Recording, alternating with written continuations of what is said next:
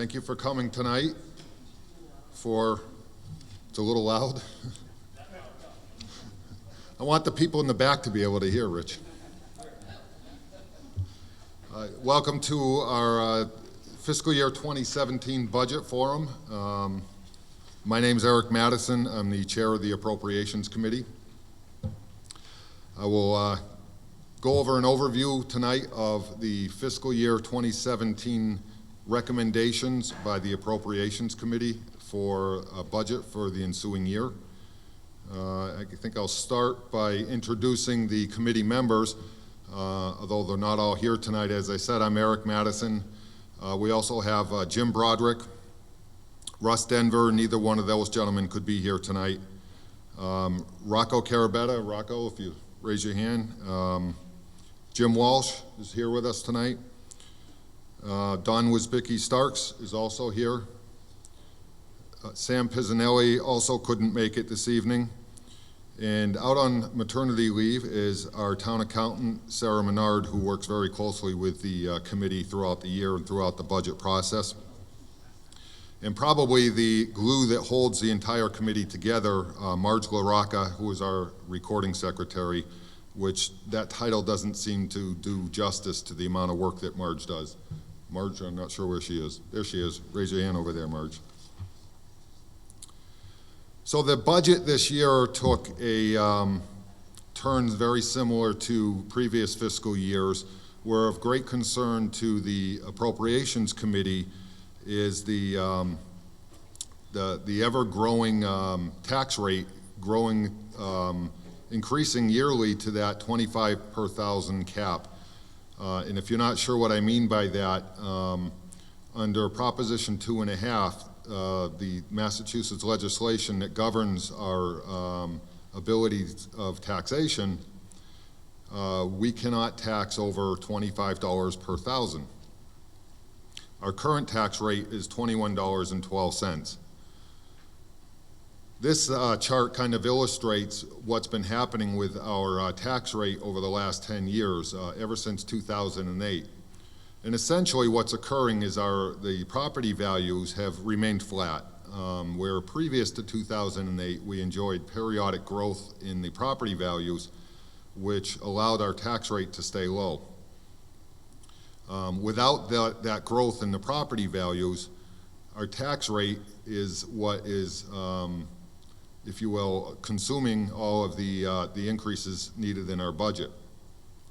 So this chart demonstrates, if you look from 2008 up to current fiscal year 2016, you can see there's been a steady growth in the tax rate. The darker shaded one is 2017, and that is the proposed tax rate for 2017 based on the budget that we're proposing here tonight. So let's first go over the revenues. What we're using for our revenue calculations is real estate and personal property taxes of $39,285,346.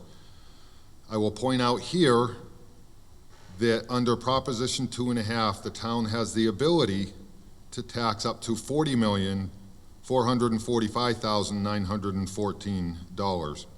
And as you'll see as I go throughout my presentation, the Appropriations Committee is bringing a recommendation that is about half of the taxation that we're allowed by law.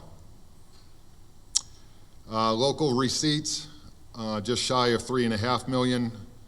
State aid, $11,552,749. Those numbers are the governor's numbers. As you know, the House this week is just debating the state budget. And from there it'll go to the Senate, then it will eventually go to a joint committee and hopefully eventually to the governor's desk.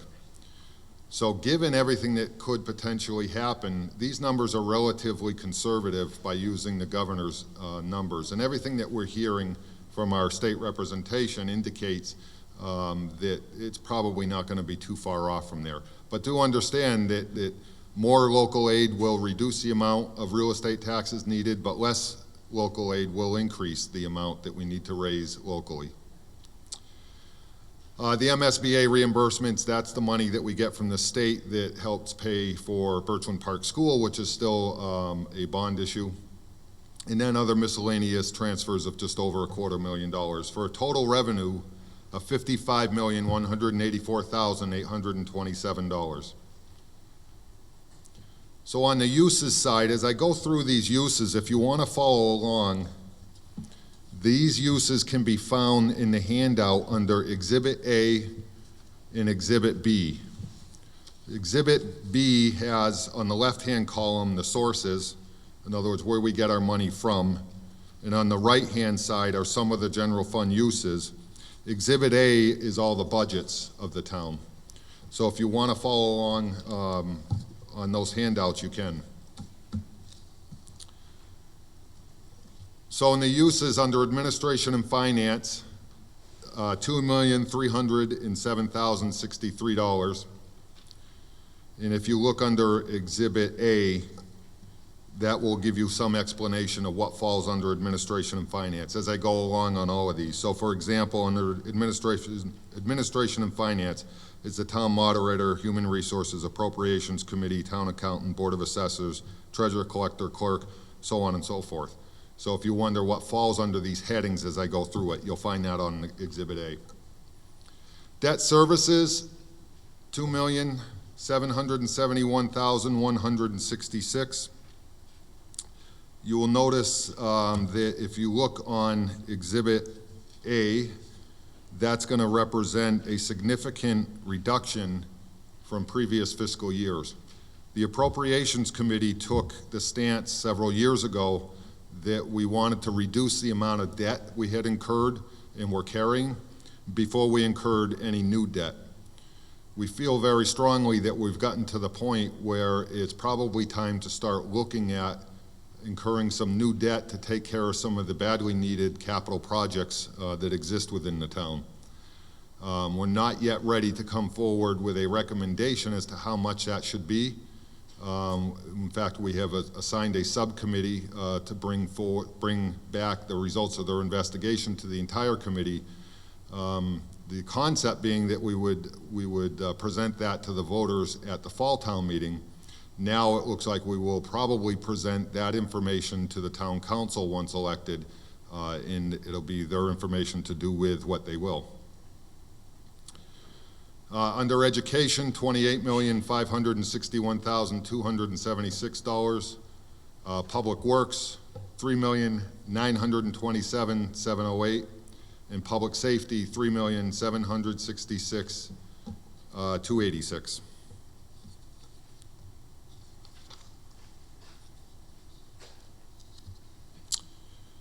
Let me see. Health and Human Services, $1,461,000. Library and Recreation, $838,000. Planning, Zoning, and Conservation, $148,000. Employee benefits, which is the one line item that we have the least control over, that tends to grow the most on us. So that oftentimes the increases that we absorb in employee benefits dictates oftentimes the amount of money that we have that goes out to departments. So current fiscal year, we're seeing a 2.6% overall increase in employee benefits, 5.8% in retirement assessments alone. So that continues to be problematic for the budgeting process. Capital and other warrant articles, those you'll find on Exhibit B on the right-hand column, $1,324,723. And real estate abatement, community preservation commission, and state charges totaling $950,588. Total uses that we are recommending is an increase of 1.71%. Now, at this point, I will point out that this wouldn't have been possible without a lot of cooperative efforts with the various boards, committees, and department heads in town who embraced the message from the Appropriations Committee that we really need to be cognizant of that $25 per thousand cap. And they came forward with very conservative budgets that allowed us to recommend to you tonight in a town meeting a budget whose growth is well under 2%, and that this day and age is difficult to do. As you know, starting current fiscal year, we have the water and sewer funds are in their own enterprise fund, and what that means is essentially we vote on them independently. It's a separate and independent means of accounting. So in the water enterprise fund, the usage charges of $2.4 million. I will point out that I'm sorry, this is the revenues. So that's the money that we collect from the taxpayers that, in their usage.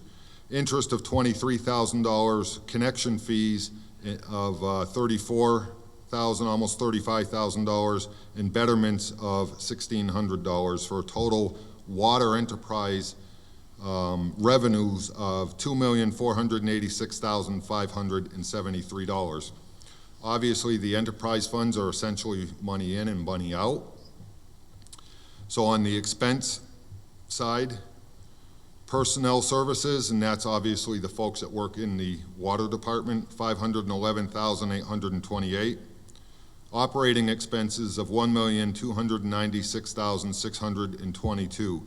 I will point out that the operating expenses are so high because this is the account that we actually pay for the water out of.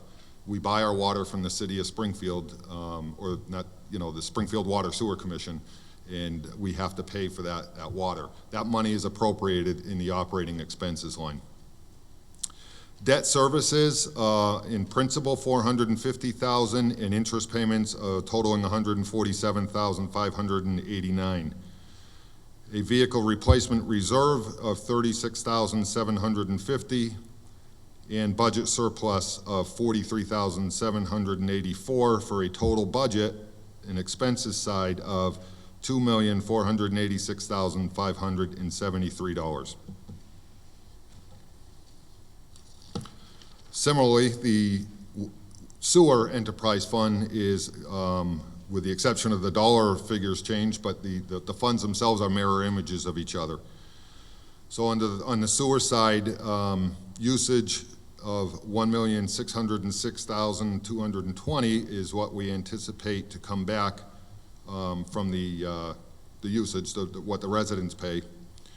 Interest of $16,062, new connection fees of $48,186, betterments of $18,400, and retained earnings of $263,879, totaling the revenues of $1,952,747.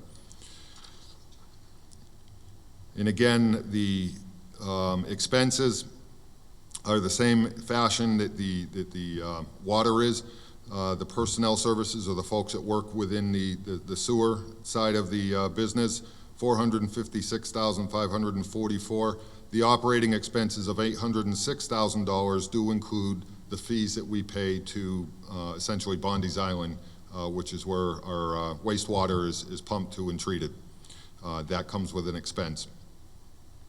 Debt services of $442,335, interest payments of $110,393, capital outlay of $100,000, and a vehicle replacement reserve of $36,750, totaling a budget of $1,952,747. Excuse me one second.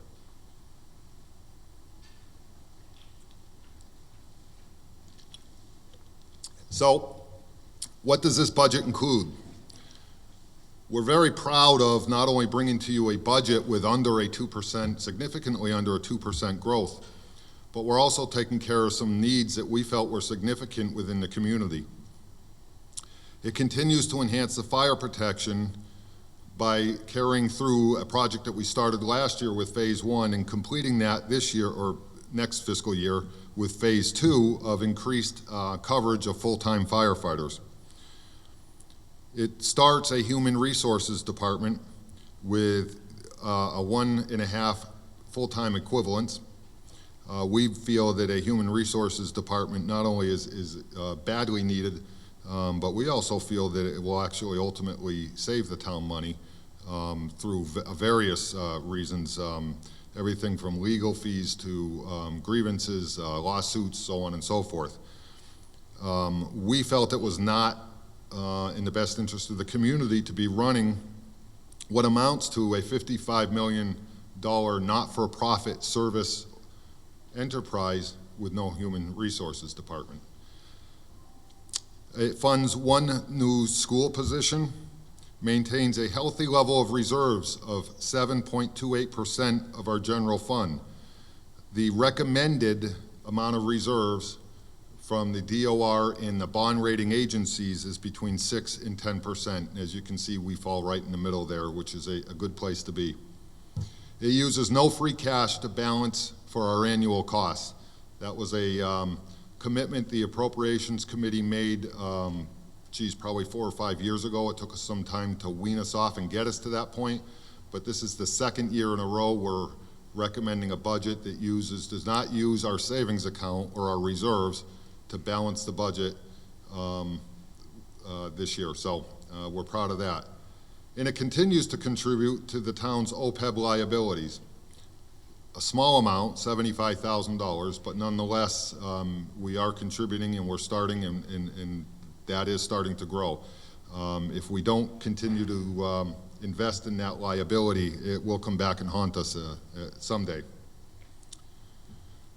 What this proposed budget does not do, it does not use the full levy capacity, leaving over $1.16 million of unused levy capacity. So in simpler terms, what does that mean?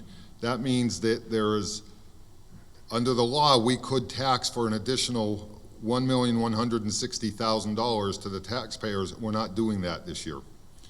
So the end result of that is your taxes will only go up by half of what it could under the law.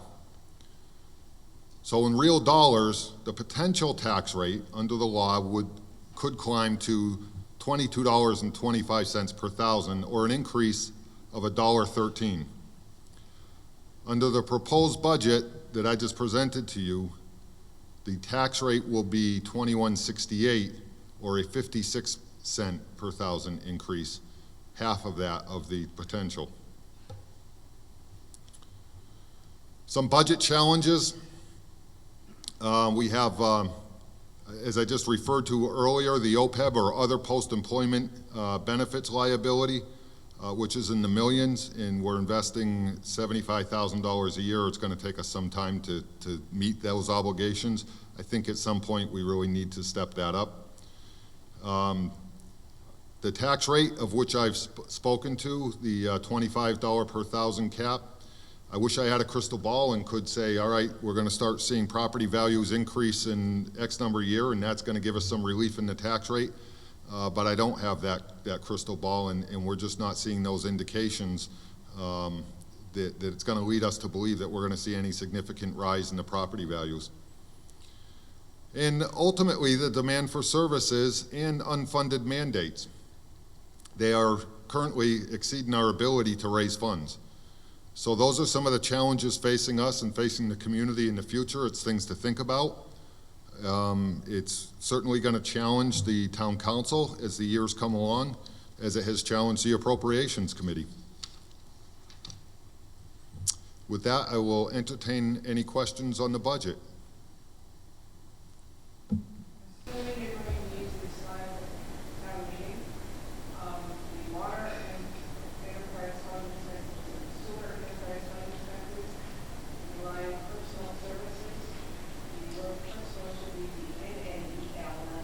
Oh, misspelling.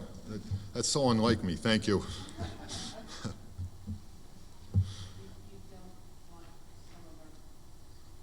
Yes. No, I. I know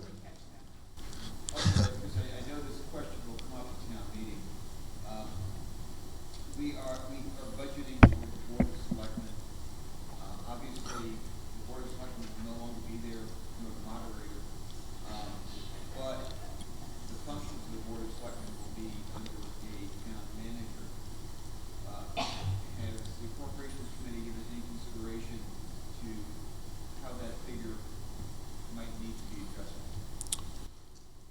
Yes and no. So we felt that that actually is going to be a job better suited for the council, and that for us to propose particularly figures would be presumptuous. That actually that literally is the role and the job of the town council. The council will have the ability to alter the budget as needed to fit the needs under the new structure. So I don't think a whole lot of work is going to be done to it, maybe a little bit of changes in some of the line items and some renaming, but ultimately I think it'll give them the basis to get started within the year. So we didn't want to be presumptuous and try to pretend to know what that structure is going to look like by changing it. We thought it was best to leave it for the council to make the changes as that evolves. And I think even the council, when they start, isn't going to know what it's going to look like. So it's going to evolve as the pieces fall into place, I believe. Any others? Great.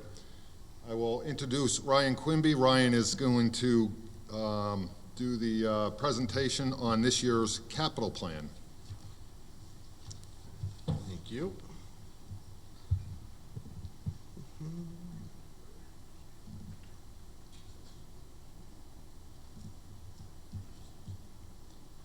My name is Ryan Quimby. I am the Vice Chair of the Capital Planning Committee, and the rest of the committee members are Tom O'Connor. He's the chairman. He couldn't be here tonight, so I got stuck presenting to you guys.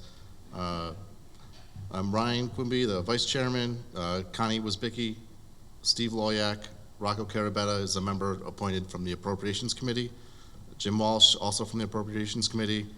Sarah Menard is the town accountant, and Pauline Saletti, who is the recording secretary, who also keeps us on track.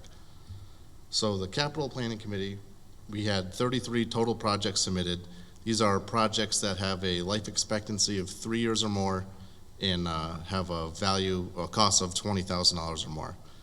We had 33 projects submitted for a total of $13,537,669. The budget that we got from the Appropriations Committee is 2% of the previous year's general fund budget, which was about $1,084,000. So as you can imagine, it's kind of hard to fit 13 million into 1 million. The way we did that was we met with all the departments and boards that had submitted the projects, went through them, we categorized the projects based off of some categories that I'll show you coming up here. And then we evaluate each project for the urgency, the need, the benefit to the community, and a couple other criteria. We then prioritize each project based upon the outcome of our evaluation. We work with the departments to find closed capital projects that haven't been fully closed out but are completed, and to return that money back so we can use that for upcoming projects. Then we assign the funds that we have to the highest priorities and recommend the projects to the town meeting. So the categories that we use are public safety, government mandate, capital infrastructure maintenance, improved operations, energy efficiency, quality of life, and new operations. We go through every project, the departments that submit them, categorize them, then us as the committee also categorize them as we believe that they fit.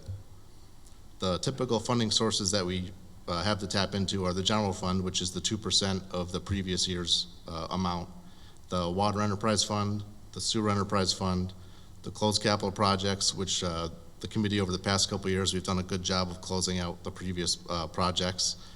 Free cash, which would be money that would be turned back to the general fund from previous year's budget. And then special accounts like the LCAT revolving fund. It's really hard to see this, so I'm gonna read it for you guys. These are the projects that have been categorized and then prioritized by us and recommended for approval and funding. The first one is Phase 2A closure of the Summers Road landfill. That's from the Board of Health, managed by the Department of Public Works for $89,100. The next one is Toro lawnmower for the DPW. It's to handle the larger fields for $109,000. The next is domestic boiler replacement for Birchland Park at $26,000. The next is technology maintenance for $329,241. The next for DPW building maintenance is a town hall sprinkler system for $113,300. The next for DPW building maintenance is town hall year 2 office renovations and ADA bathrooms for $125,427. The next one for the police department is police department cruisers. The Board of Selectmen reduced it to 1 police car this year for $40,255. The next one is police tasers, also for the police department, to be weird in any other department, is $28,900. The next one for the school department is a school bus for a handicap accessible bus for $90,000. Then a project for Mountain View School is a bathroom renovation project. Then DPW equipment, truck number 2 replacement with a Ford F-150, which is partially funded from the general fund and also partially funded from water and sewer. It's split 50-50 of $16,000 each, which is the total project of $32,000.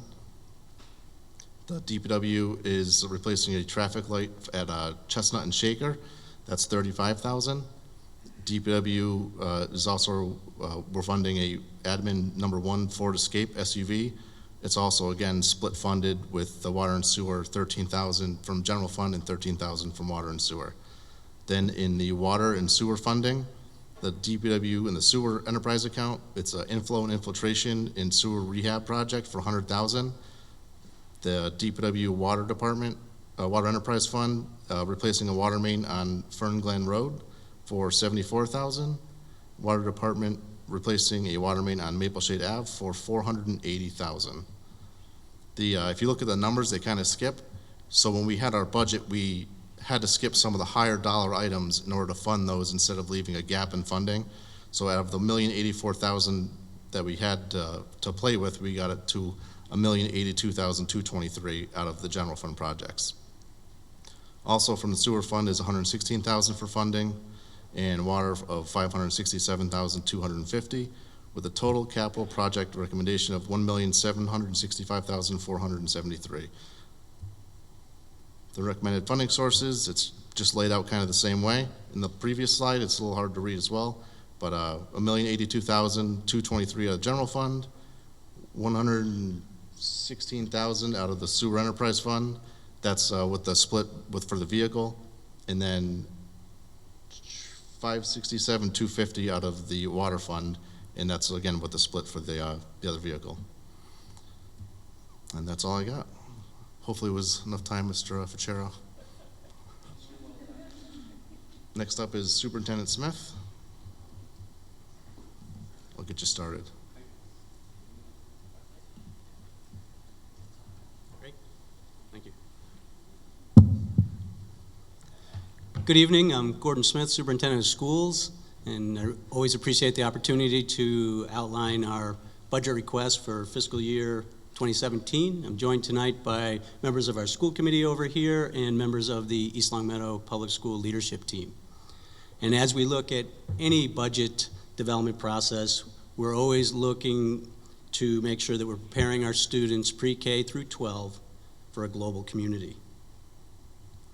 And that basically means that we're starting to focus in on and provide opportunities for our students to master skills, 21st century skills such as critical thinking, problem solving, collaborating, and communicating both in a written and oral format effectively.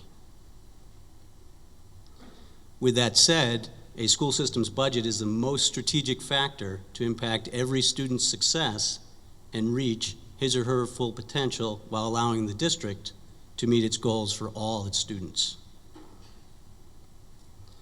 As a community, East Longmeadow has always supported education and supported it vehemently and very efficiently, while also keeping that balance of being fiscally responsible. So behind me you see the last 5 years of budget increases to the school department, along with our fiscal year 2017 request at 2%.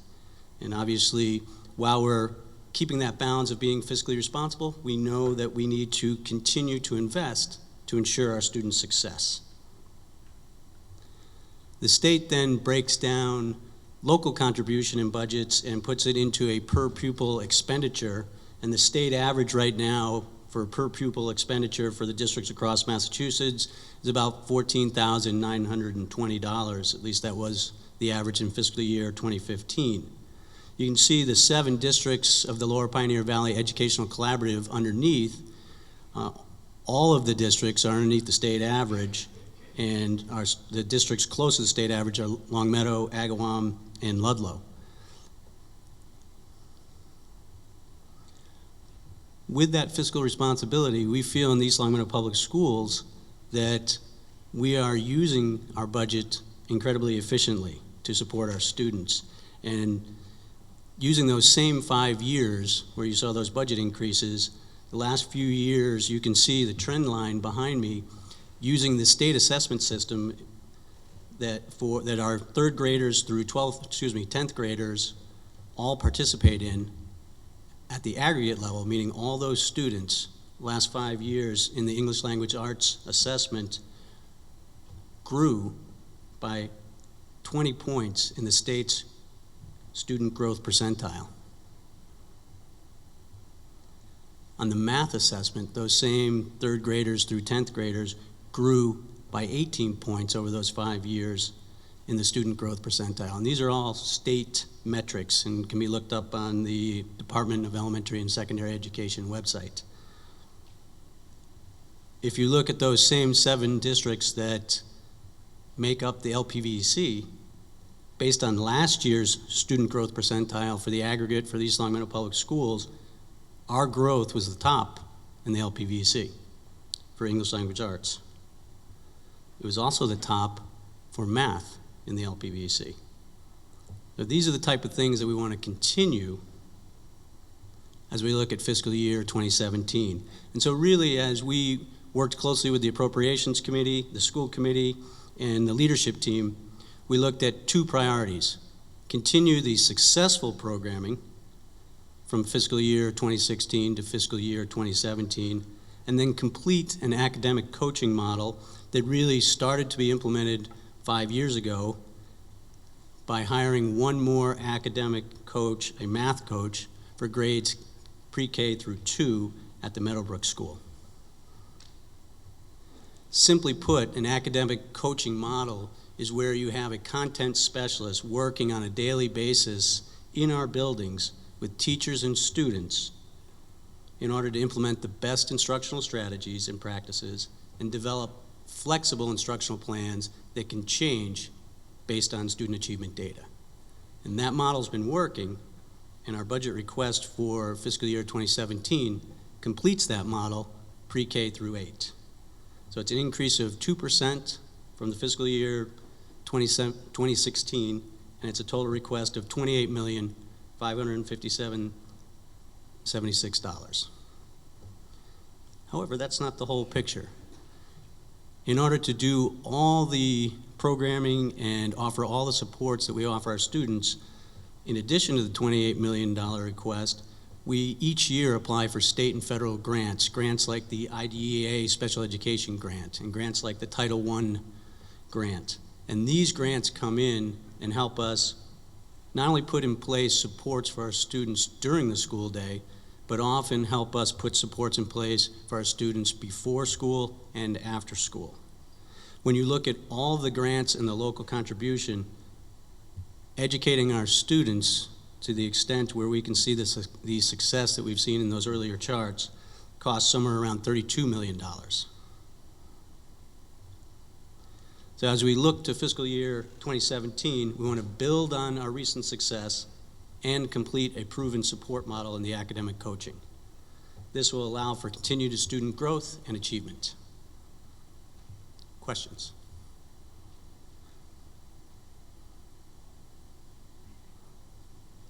All right. Thank you very much.